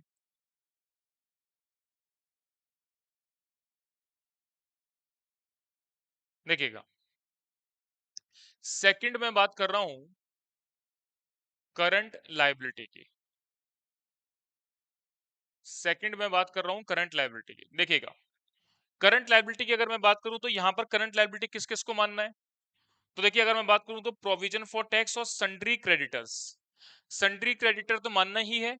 और प्रोविजन फॉर टैक्स को लेकर के मैंने बात बताई थी कि अगर एडिशनल इंफॉर्मेशन में कोई इंफॉर्मेशन नहीं दे रखी तो आपको प्रोविजन फॉर टैक्स को करंट लायबिलिटी ट्रीट करना है। चलिए अब देखेंगे, तो यहां पर प्रोविजन फॉर टैक्स के लिए अगर मैं बात करूं तो एक तो हो गया प्रोविजन फॉर टैक्स और एक हो गया आपका क्रेडिटर्स। प्रोविजन फॉर टैक्स की इंफॉर्मेशन कितनी है, 20 और 30, तो ये आपके पास हो गया 20,000 और 30,000। इसी प्रकार से क्रेडिटर की अगर मैं बात करूं तो 86 और 95, तो ये आपके पास हो गया 86,000 और 95,000। तो ये आपके पास टोटल आ जाएगा, total current liability B point में टोटल कर लेंगे इसका, तो ये हो गया आपके पास 1,06,000 और ये कितना आ जाएगा, 30,000 इंक्रीज कर लो तो 1,25,000। हाँ जी, अब आगे की बात सुनेंगे। अब देखिए प्रोविजन फॉर टैक्स इंक्रीज हो गया, मतलब करंट लायबिलिटी बढ़ गई, करंट लायबिलिटी बढ़ने के कारण से वर्किंग कैपिटल डिक्रीज हो जाएगी। कितना चेंज आ रहा है, 10,000 का, तो 10,000 की वर्किंग कैपिटल डिक्रीज हो जाएगी, डिक्रीज वाले कॉलम में लिख देंगे। सिमिलरली इसके बाद की बात करूं मैं अगर, तो क्रेडिटर आपके बढ़ रहे हैं, कितने से बढ़ रहे हैं, 9,000 से, बढ़ने से वर्किंग कैपिटल क्या होगी, डिक्रीज होगी, तो आपको डिक्रीज वाले कॉलम में लिख देना है। अब आप इसका नेट इंपैक्ट चेक कर लो, तो आपका चेंज इन वर्किंग कैपिटल पता लग जाएगा। चेंज इन, पहले तो आप वर्किंग कैपिटल कैलकुलेट कर लेंगे, वर्किंग कैपिटल कैसे निकालोगे, ए में से बी माइनस करके। तो देखिएगा 1,20,000 के करंट असेट लास्ट ईयर थे और 1,06,000 की करंट लायबिलिटी थी, तो ए में से बी माइनस किया तो 14,000 की वर्किंग कैपिटल लास्ट ईयर थी। इसी प्रकार 1,80,000 में से माइनस किया मैंने 1,25,000, तो ये आपके पास आ गया 55,000। ठीक है, और इसी प्रकार से आप इसका भी एक बार टोटल लगा लो, टोटल कितना आ रहा है देख लो आप, टोटल आप लोग देख लेंगे कितना आ रहा है। तो ये हो गया 40,000 प्लस 5,000 और प्लस 50,000, ये हो गया 60,000 का इंक्रीज कॉलम का टोटल। और ये आ जाएगा 19,000 का डिक्रीज कॉलम का टोटल। क्लियर है मेरी बात? बिल्कुल आसानी से बात समझ में आनी चाहिए। अब आप चाहें तो इनके बीच में चेंज देख लो, चेंज कितना आ रहा है। तो अगर आप इनके बीच में चेंज देखेंगे तो 55,000 में से अगर आप 14,000 माइनस करोगे तो इसके बीच में जो चेंज आ रहा है वो आपके पास आ रहा है 41,000 का। यानी कि लास्ट ईयर के कंपेयर में करंट ईयर के अंदर वर्किंग कैपिटल क्या हो गई? इंक्रीज हो गई कितने से? 41,000 से। यहां पर आप चेंज देख लें कितना चेंज आ रहा है। तो 60,000 में से आप 19,000 माइनस करेंगे तो ये भी कितना आ रहा है? 41,000 का आ रहा है। इसका मतलब बड़ी सिंपल सी बात क्या हुई कि लास्ट ईयर के कंपेयर में करंट ईयर के अंदर आपकी वर्किंग कैपिटल क्या हो गई? इंक्रीज हो गई। कितने से इंक्रीज हो गई? 41,000 से। अब मैं आपको सेम कैलकुलेशन जो है वो मैं आपको फंड फ्लो स्टेटमेंट बना करके बताऊंगा। फंड फ्लो स्टेटमेंट अपन बनाते हैं और वहां से भी सेम आंसर आपका चेंज इन वर्किंग कैपिटल 41,000 निकल करके आएगा। चलिए ये मेरी बात होप सो आप सभी को क्लियर होगी। अब हम बढ़ते हैं आगे फंड फ्लो स्टेटमेंट के ऊपर देखेंगे। चलिए अब बनाते हैं हम fund flow statement. Fund flow statement.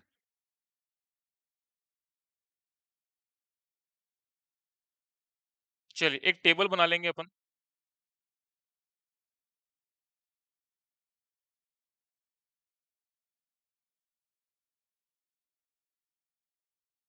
एक तो हो गया आपका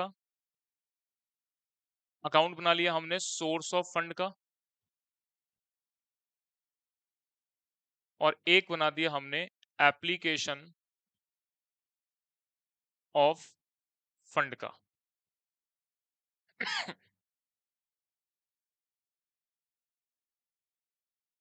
चलिए देखेंगे। और एक कॉलम मैं आपके सामने यहां पर बना रहा हूं एडजस्टेड पीनल अकाउंट का।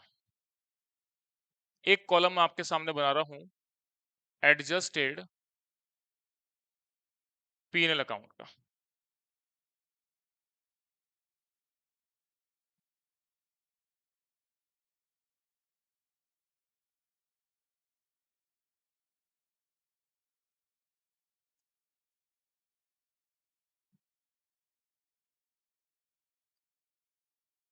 Particular amount, particular amount.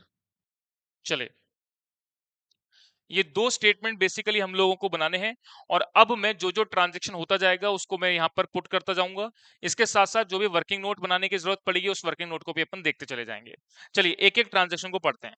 देखिए फंड फ्लो स्टेटमेंट को सॉल्व करने का सबसे बेस्ट तरीका मैं आपको बता रहा हूं। पहले क्या काम करना है, पहले आपको जो भी एडिशनल इंफॉर्मेशन दे रखी है उसको पढ़ो और उसका ट्रीटमेंट सबसे पहले बनाओ। उसके बाद आपको यहां पर बैलेंस शीट के ऊपर आना है और एक एक आइटम को चेक करना है। ठीक है, चलिए अब आपको केवल करंट असेट्स और करंट लायबिलिटी के अलावा जितना भी कुछ दे रखा है उसको देखना है। करंट असेट करंट लायबिलिटी को नहीं देखना है। ठीक है, चलिए पढ़ते हैं। देखिए सबसे पहला बोला गया है प्लांट परचेज फॉर ₹4,000, 2,000 का डेप्रिसिएशन चार्ज हुआ है और उसको 800 रुपए में बेच दिया गया है। तो सबसे पहले तो हम बनाएंगे प्लांट एंड मशीनरी अकाउंट। अच्छा एक बात और मैं बता देता हूं आपको, उससे पहले आप क्या करें, प्रॉफिट एंड लॉस अकाउंट का लास्ट ईयर और करंट ईयर का बैलेंस दे रखा है, इसको सबसे पहले हम लोग लिख लेंगे।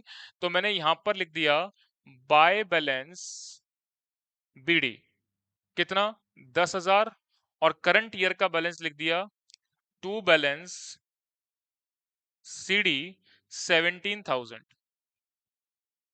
ठीक है, ये बात आपको मेरी क्लियर हो गई। अब आगे बढ़ते हैं। अब आप बनाएंगे अकाउंट। देखिएगा सबसे पहले मैं बना रहा हूं plant and machinery account.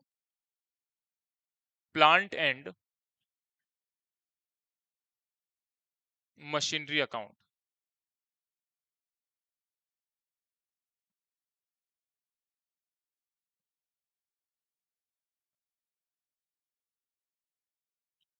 Particular amount, particular amount. देखिएगा सबसे पहले मैं बात करता हूं प्लांट एंड मशीनरी अकाउंट की। ध्यान से मेरी बात को सुनिएगा।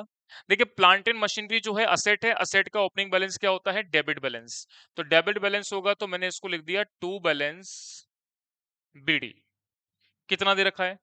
प्लांट एंड मशीनरी का ओपनिंग बैलेंस दे रखा है 1,04,000, क्लोजिंग बैलेंस दे रखा है 1,00,000। तो मैंने यहां पर लिख दिया 1,04,000 और क्लोजिंग बैलेंस मैंने यहां पर लिख दिया कितना, 1 लाख रुपए का। क्लियर है बात, कोई दिक्कत नहीं है। इसके बाद देखिएगा आगे की बात करते हैं। अब देखिए प्लांट बोला गया है 4,000 का परचेस किया गया है, जिस पे डेप्रिसिएशन चार्ज कर दिया आपने 2,000 का। तो डेप्रिसिएशन को लेकर के भी यहाँ इंफॉर्मेशन दे रखी है, provision for depreciation on plant 50,000 56,000। तो बेटा एक अकाउंट यहाँ पर बनेगा जिसको बोलते हैं हम एक्यूमुलेटेड डेप्रिसिएशन अकाउंट, यानी प्लांट के ऊपर total depreciation during the year कितना चार्ज होना चाहिए उसकी कैलकुलेशन हम इस अकाउंट में बनाते हैं। तो एक अकाउंट आप और बनाएंगे यहाँ पर, जिसको मैंने बोला है accumulated depreciation account.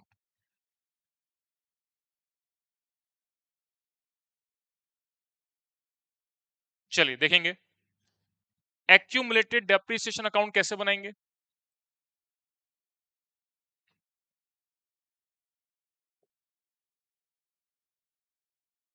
Particular amount, particular amount. देखिएगा ये जो डेप्रिसिएशन का अकाउंट है ये बिजनेस के लिए लायबिलिटी है, और ओपनिंग बैलेंस क्या हो जाएगा 50,000, क्लोजिंग बैलेंस हो जाएगा 56,000। तो मैंने यहां पर लिख दिया बाय बैलेंस बीडी 50,000 और क्लोजिंग बैलेंस आ जाएगा टू बैलेंस सीडी 56,000। अब आगे की बात सुनिएगा। अब देखिए बेटा जो भी असेट ड्यूरिंग द ईयर बेची जा रही है, कौन सी बेची जा रही है, ये 4,000 रुपए का प्लांट बेचा जा रहा है। कितने में बेचा जा रहा है, 800 रुपए में, और डेप्रिसिएशन कितना चार्ज हुआ है उस पर, 2,000 का। तो जो सोल्ड आउट मशीनरी का डेप्रिसिएशन है उसको आप यहां पर दिखाएंगे to plant and machinery account से। क्या बोला मैंने, यहां पर हमेशा सोल्ड आउट मशीन का डेप्रिसिएशन आता है। कितना आता है बेटा, कितना चार्ज किया है आपने, 2,000 का। तो करंट ईयर में प्रोविजन टोटल कितना बनाना पड़ेगा, तो ये हो गया आपके पास 58,000, और इसमें से आप 50,000 माइनस कर दोगे तो 8,000 रुपीज ड्यूरिंग द ईयर आपको पीएनएल अकाउंट से चार्ज करने पड़ेंगे, जो कि ऑलवेज आपके पास किससे आएगा, बैलेंसिंग फिगर से आएगा। अब इस बात का बेटा लॉजिक समझ लेना, क्या बात मैं बोलने वाला हूं। देखिए हमारे पास डेप्रिसिएशन का ओपनिंग बैलेंस था 50,000, क्लोजिंग बैलेंस हो गया 56। तो इस बैलेंस को देख करके आप क्या आइडेंटिफाइड करोगे कि सर लास्ट ईयर 50,000 का था, करंट ईयर में 56 का हो गया, मतलब 6,000 का depreciation during the year charge करना है। लेकिन बेटा ड्यूरिंग द ईयर बीच में आपने एक मशीनरी को बेच दिया है जिसका डेप्रिसिएशन 2,000 का है, सर उसको तो शामिल ही नहीं किया। हमने बोलेंगे गलती थोड़ी ना है, इसलिए नहीं करा क्योंकि क्लोजिंग बैलेंस के अंदर वो डेप्रिसिएशन मौजूद ही नहीं थी, क्योंकि वो ड्यूरिंग द ईयर बेच दी गई है। तो total depreciation during the year बेटा कितना चार्ज होना चाहिए, 50 और 56 के बीच में डिफरेंस कितना हो गया, 6,000 तो चार्ज होना ही चाहिए। इसके अलावा जो ड्यूरिंग द ईयर मशीनरी बेच दी गई है उस पर भी डेप्रिसिएशन चार्ज होगा, तो 6 + 2 8,000 का डेप्रिसिएशन आपको ड्यूरिंग द ईयर चार्ज करना है। मेरी बात क्लियर है। अब आगे बढ़ जाएंगे। अब आप मशीनरी अकाउंट को कंप्लीट करें। तो देखिए यहां पर आपने एक मशीनरी बेची है कितने में, 800 रुपए में। उस पर आपने जो डेप्रीसिएशन चार्ज किया है, कितना चार्ज किया है, 2,000 का। और उसको बेचने से आपको जो लॉस हुआ है वो कहां चला जाएगा, पीएनएल अकाउंट में। कितने का लॉस हुआ है, 1,200 का। तो बड़ी सिंपल सी बात समझ लो, 4,000 की मशीनरी थी, 2,000 का डेप्रिसिएशन चार्ज कर दिया, डब्ल्यूडीवी बची 2,000। 2,000 की चीज को 800 में बेच दिया तो 1,200 रुपए का क्या हो गया, लॉस हो गया। तो ये कंप्लीट ट्रांजेक्शन जो है वो 4,000 की जो मशीनरी बेची गई है उसको लेकर के कंप्लीट हो गया। तो यही इंफॉर्मेशन हमको सवाल में अवेलेबल है। इसके अलावा आपको आगे जो है फर्नीचर का ट्रीटमेंट करने के लिए कह रहा है, तो अब आप इस अकाउंट को क्लोज कर लो। इसके अलावा कोई अदर इंफॉर्मेशन यहां पर अवेलेबल नहीं है। तो ये आपके पास हो गया 1,04,000, और यहां पर भी आ गया 1,04,000। अगर बेटा कोई बैलेंस आपका यहां कम बच रहा होता तो यहां पर आता टू बैंक अकाउंट, इसका मतलब परचेज ऑफ मशीनरी। ठीक है, मेरी बात आपको समझ में आनी चाहिए। तो बेटा ये जो मैंने मशीनरी अकाउंट बनाया और एक्यूमुलेटेड डेप्रिसिएशन अकाउंट बनाया, इसका ट्रीटमेंट हमारे फंड फ्लो स्टेटमेंट पे क्या होगा उसको अपन डायरेक्टली यहां पर लिख लेते हैं। देखिएगा, देखिए बेटा सबसे पहले बात करते हैं फंड फ्लो स्टेटमेंट की। देखिए असेट को या प्लांट एंड मशीनरी को बेचने से पैसा आएगा, मींस वो कहां जाएगा, सोर्स ऑफ फंड में। तो सेल ऑफ असेट या sale of plant and machinery को बेचने से 800 रुपए आ रहे हैं। तो देखिए मैंने यहां पर क्या लिख दिया, सोर्स ऑफ फंड में क्या लिख दिया, sale of plant and machinery कितना रुपया आया, 800 रुपए का आ गया। क्लियर है मेरी बात, कोई दिक्कत नहीं है।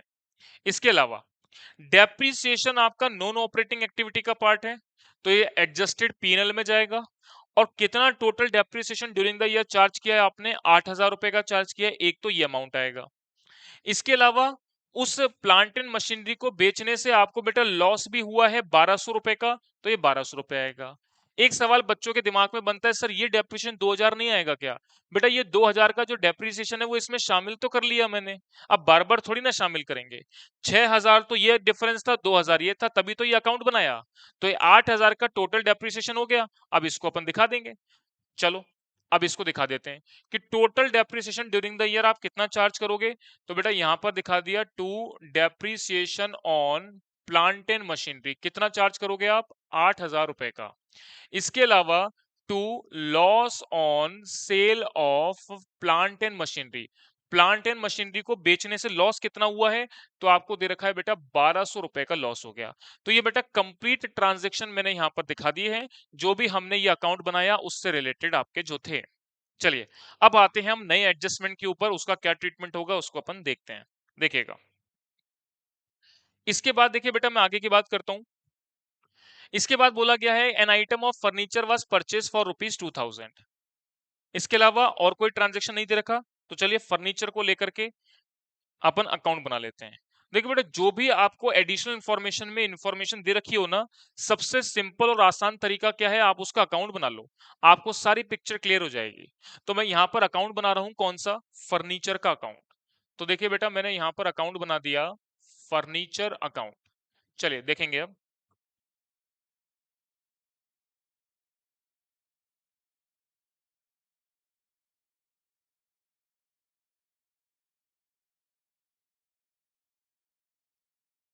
Particular amount, particular amount,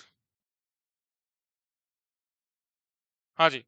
furniture का ओपनिंग बैलेंस आपको कितना दे रखा है, भाई फर्नीचर आपकी असेट है, असेट का ओपनिंग बैलेंस क्या होगा, डेबिट बैलेंस। तो चलिए फर्नीचर का ओपनिंग बैलेंस देख लेते हैं कितना दे रखा है, 7,000 रुपए का ओपनिंग बैलेंस है, 9,000 रुपए का क्लोजिंग बैलेंस है। तो मैंने यहां पर लिख दिया 7,000 का ओपनिंग बैलेंस है और 9,000 का क्लोजिंग बैलेंस है। तो ये लिख दिया मैंने बाय बैलेंस सीडी, कितना, 9,000 का। अब इसके अलावा एडिशनल इंफॉर्मेशन क्या दे रखी है, ये हो गया बेटा 9,000 रुपए का। अब एडिशनल इंफॉर्मेशन क्या दे रखी है उसको पढ़ना। एडिशनल इंफॉर्मेशन आपको दे रखी है कि फर्नीचर परचेस किया गया है कितने का, 2,000 का। फर्नीचर परचेस करोगे बेटा, एंट्री क्या पास करोगे, furniture account debit to bank, पैसा जाएगा। तो furniture account debit to bank, पैसा चला गया। कितने का पैसा चला गया, बोलेंगे आप सर 2,000 का पैसा चला गया। तो देखिए यहां पर बैलेंस आ गया 9,000 और यहां पर भी बैलेंस कितना आ गया, 9,000 रुपए का। तो ये आपका जो अकाउंट है वो बराबर हो गया। तो यहां पर सिर्फ एक ही ट्रांजैक्शन आपके पास है, जो कि है परचेज ऑफ मशीन को लेकर के, 2,000 की मशीनरी, सॉरी फर्नीचर आपने परचेज किया है। तो बेटा फर्नीचर को परचेज करने से पैसा आएगा कि जाएगा, जाएगा। तो कहां दिखाएंगे, एप्लीकेशन ऑफ फंड में। तो देखिएगा मैंने यहां पर दिखा दिया एप्लीकेशन ऑफ फंड के अंदर, एप्लीकेशन ऑफ फंड में मैंने यहां पर दिखा दिया फंड फ्लो स्टेटमेंट में क्या, purchase of furniture. Purchase of furniture कितना हो गया, परचेस ऑफ फर्नीचर हो गया बेटा 2,000 रुपए का। क्लियर है मेरी बात, बिल्कुल आसान। तो बेटा दो अपने ट्रीटमेंट देखें, एक तो मशीनरी को लेकर के और एक फर्नीचर को लेकर के, और दोनों ही एडजस्टमेंट और ट्रीटमेंट मैंने जो है वो यहां पर अपने अकाउंट के अंदर, फंड फ्लो स्टेटमेंट हो या एडजस्टेड पीनल अकाउंट हो, दोनों में मैंने शो कर दिए हैं। चलिए बेटा अब इसके बाद आगे बढ़ते हैं, नेक्स्ट पार्ट पर आगे आएंगे, ध्यान से मेरी बात को सुनना है। इसके बाद देखिएगा नेक्स्ट बोलते हैं, there was a only transaction concerning fixed asset during the 2015, a dividend of ₹22% on original share was paid. देखिए डिविडेंड बेटा पे किया गया है। पहले तो डिविडेंड को पे करने से पहले तो बेटा उसका पहले प्रोविजन बनाया जाता है। कहां से बनाया जाता है, पीएनएल अकाउंट से, ठीक है। अच्छा अब बात ये आती है, सर ये 22.5% का जो डिविडेंड पे किया जाएगा, वो किस अमाउंट का पे किया जाएगा, वो अमाउंट कैसे निकालें। अब ध्यान से मेरी बात को बेटा सुनना, देखिएगा देखिए बेटा, शेयर कैपिटल आपकी दे रखी है ओपनिंग 1 लाख की, 1,50,000 की शेयर कैपिटल हो गई, बढ़ गई। हमेशा डिविडेंड की कैलकुलेशन जो है वो आपको लास्ट ईयर के बैलेंस पे करनी है, क्योंकि बेटा जो लास्ट ईयर का जो डिविडेंड होता है वो करंट ईयर के अंदर पे किया जाता है। मींस लास्ट ईयर की जो एनुअल जनरल मीटिंग होती है उसमें प्रपोज किया जाता है और नेक्स्ट ईयर उसका डिविडेंड का पेमेंट किया जाता है। तो यहां पर 1 लाख रुपए पर आपको डिविडेंड की कैलकुलेशन बनानी है 22.5% की रेट से। तो बेटा 1 लाख का जो लास्ट ईयर का इक्विटी शेयर कैपिटल है उस पर 22.5% कितना हो गया, 22,500 रुपए, 22,500। तो मैंने आपको बताया 22,500 का जो डिविडेंड का पेमेंट किया जाएगा, पहले तो उसका एडजस्टमेंट कहां से बनाओगे, कहां से उस पैसे को अरेंज करोगे, अपने प्रॉफिट एंड लॉस अकाउंट से। तो प्रॉफिट एंड लॉस अकाउंट में पहले तो पैसा अरेंज तो करो। तो यहां पर आपने दिखा दिया साहब प्रपोज डिविडेंड, कितना दिखा दिया आपने, 22,500। अब उसका पेमेंट करेंगे, तो पेमेंट करेंगे तो मैंने यहां पर लिख दिया क्या, डिविडेंड पेड। डिविडेंड पेड कितना कर दिया मैंने, 22,500 रुपए का डिविडेंड पे कर दिया। ये मेरा एप्लीकेशन ऑफ फंड में आ जाएगा। मेरी बात बेटा आप सभी स्टूडेंट को क्लियर होनी चाहिए। तो पहले मैंने उसका पहले प्रोविजन बनाया, उसका पहले मैंने एडजस्टमेंट किया, उसके बाद मैंने एप्लीकेशन ऑफ फंड में उसका पेमेंट कर दिया। चलिए बेटा, सभी स्टूडेंट्स को मेरी बात यहां तक की क्लियर है। अब आगे की बात समझेंगे। इसके अलावा और कोई एडजस्टमेंट आपको दे रखा है, इसके अलावा और कोई एडजस्टमेंट नहीं दे रखा, तो अब क्या करना है, आगे की बात सुनिएगा। एडिशनल इंफॉर्मेशन में जो भी एडजस्टमेंट दे रखे थे बेटा उसका कंप्लीट ट्रीटमेंट मैंने बना लिया। अब इसके बाद आप आ जाएंगे बैलेंस शीट के ऊपर और एक एक आइटम को देखते जाएंगे, उसका एडजस्टमेंट करते जाएंगे। देखिएगा, सबसे पहले मैं शुरुआत करता हूं लाइबिलिटी साइड से। देखो बेटा, लाइबिलिटी साइड में सबसे पहले है शेयर कैपिटल। 1 लाख की शेयर कैपिटल थी, 1,50 की हो गई। 50,000 के नए शेयर्स इशू करें, पर इशू शेयर्स किस पे करे हैं, प्रीमियम के ऊपर। तो 5,000 रुपए का और कलेक्शन आपको देखने को मिला है। तो अल्टीमेटली मैं बोलूंगा तो शेयर्स को इशू करने से बेटा कितना पैसा आया, तो आप बोलेंगे सर 50 प्लस 5 55,000 रुपए आए। 55,000 रुपए आए, तो इसका मतलब यहां पर मैं फंड फ्लो स्टेटमेंट में सोर्स ऑफ फंड में क्या दिखाऊंगा, issue of shares. Issue of shares, shares को इशू करने से बेटा कितने आ गए, 55,000 रुपीज का अमाउंट आ गया। चलिए आगे बढ़ते हैं। जनरल रिजर्व 50 से 60 हो गए। बेटा जनरल रिजर्व में 10,000 रुपए का बैलेंस बढ़ गया। कहां से बड़ा होगा, कहां से आया होगा, तो आप लोग ये पढ़ते हैं कि जब भी हम इनकम स्टेटमेंट बनाते हैं तो उसमें क्या करते हैं, कुछ पैसा रोक करके बाकी डिविडेंड के रूप में शेयर होल्डर को बांट देते हैं। वो रोका गया पैसा क्या कहलाता है, रिटेन्ड अर्निंग। कहां से रोकते हैं, अपने प्रॉफिट में से रोकते हैं। तो आपने क्या करा, अपने बिजनेस के प्रॉफिट में से 10,000 का पैसा जो है वो जनरल रिजर्व में ट्रांसफर कर दिया। तो देखिए मैंने यहां पर क्या लिख दिया, to transfer to general reserve. कितना, 10,000 रुपए का पैसा आपने जनरल रिजर्व में ट्रांसफर कर दिया। तो 10,000 रुपए का पैसा जो जनरल रिजर्व से ट्रांसफर किया है वो मैंने एडजस्टेड पीएनएल में दिखा दिया, क्योंकि वहां से प्रॉफिट आपका 10,000 का कम हो जाएगा। इसके बाद आगे बढ़ते हैं। Profit and loss account, last year current year का बैलेंस मैंने लिख ही दिया था। डिबेंचर, डिबेंचर 70 के थे, 50 के रह गए। तो इसका मतलब 20,000 के डिबेंचर का रिडम्पशन कर दिया। रिडम्पशन करने से आपका एप्लीकेशन ऑफ फंड है, पैसा चला गया। कितना गया, 20,000 का। तो 20,000 का एप्लीकेशन ऑफ फंड में आप दिखा देंगे यहां पर क्या, redemption of debenture. Redemption of debenture कितना पैसा, ये आ जाएगा बेटा 20,000 रुपीज का। कितनी आसान बात बोलिए, बात समझ में आपको मेरी आनी चाहिए। इसके बाद देखिए आगे की बात। हाँ जी, डिबेंचर की बात हो गई। Provision for depreciation of plant, plant की बात भी मैंने कर ली। अब provision for depreciation of furniture की बात करते हैं। तो बेटा फर्नीचर का अकाउंट तो बना लिया, 7 की जगह 9 हो गया, मतलब 2,000 का फर्नीचर परचेस कर लिया, जो नीचे भी बोला गया है। अब डेप्रिसिएशन को लेके बोला गया है 5 से 6 हो गया, मतलब 1,000 का डेप्रिसिएशन आपने करंट ईयर में चार्ज किया है, जिसकी वजह से उसका बैलेंस बढ़ गया है। तो मैंने यहां पर लिख दिया to depreciation on furniture. Furniture पर कितना डेप्रिसिएशन चार्ज किया है, तो आप बोलेंगे सर 1,000 रुपए का चार्ज किया है। अब आगे बढ़ेंगे। इसके बाद देखिएगा, ये आपकी करंट लायबिलिटी है, इसको बेटा नहीं छेड़ना है, इसको आपको ट्रीटमेंट जो भी है वो schedule of change in working capital में करना है। अब आ जाएंगे आप असेट साइड। असेट साइड देखो बेटा, लैंड में कोई चेंज नहीं है। प्लांट का मैंने जो भी चेंज है वो अकाउंट बना करके बता दिया। फर्नीचर का जो भी चेंज है वो मैंने अकाउंट बना करके बता दिया।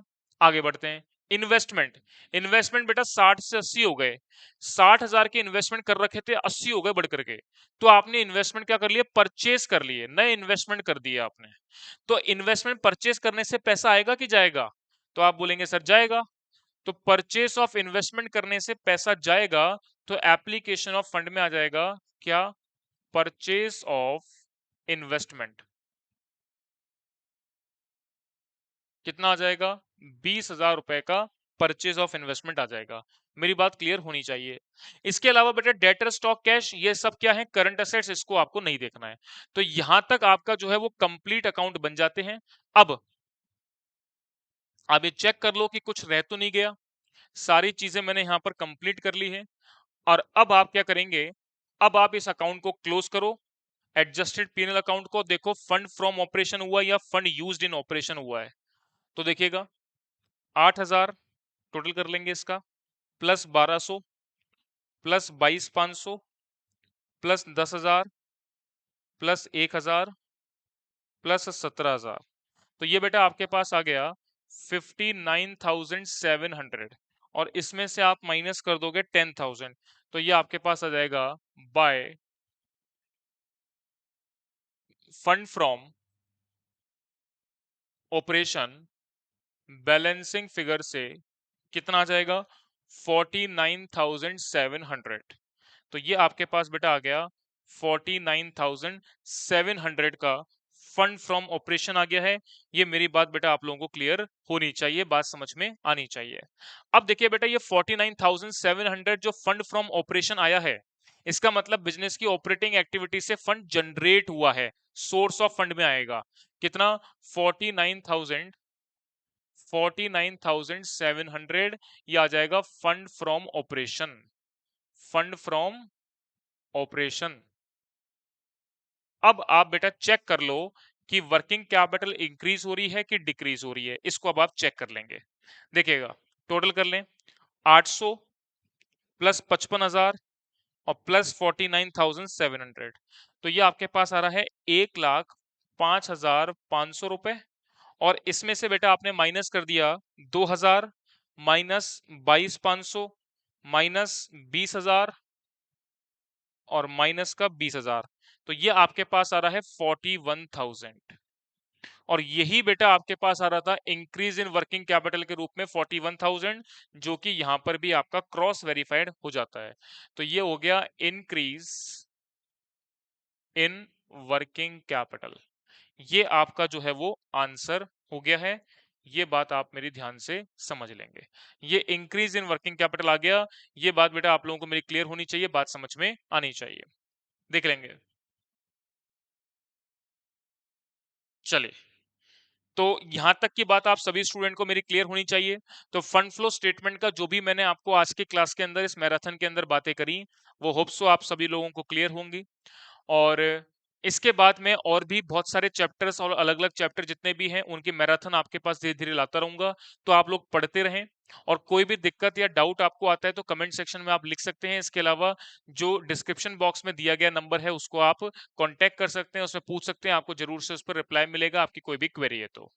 चलिए बेटा आज की इस मैराथन में हम इतना ही रखेंगे, और इसके बाद हम नेक्स्ट टॉपिक के साथ एक नई मैराथन के साथ मिलते हैं। तो आज के सेशन में इतना रखते हैं, धन्यवाद।